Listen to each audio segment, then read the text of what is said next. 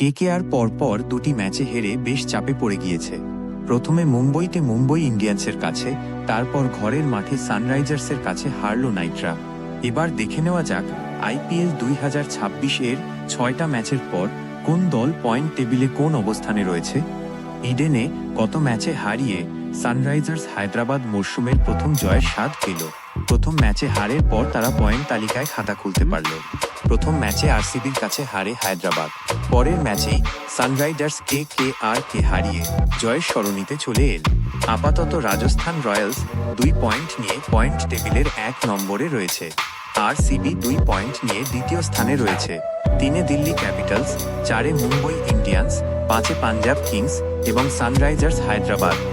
আপাতত প্রতিটা দলের ঝুলিতেই রয়েছে 2 পয়েন্ট করে। নেট রান রেটের বিচারে একই পয়েন্ট পেয়েও কোনো দল আগে বা পরে রয়েছে। 4টি দল এখনো পর্যন্ত খাতা খুলতে পারেনি।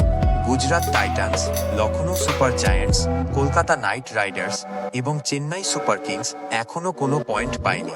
কেকেআর বাদে বাকি দলগুলো এখনো পর্যন্ত মাত্র 1টি করে ম্যাচ খেলেছে। বেশি ম্যাচ খেলে কেকেআর এখনো খাতা খুলতে পারেনি। এরপর কেকেআর যদি আর একটা ম্যাচ হারে তাহলে বড়সড় চাপ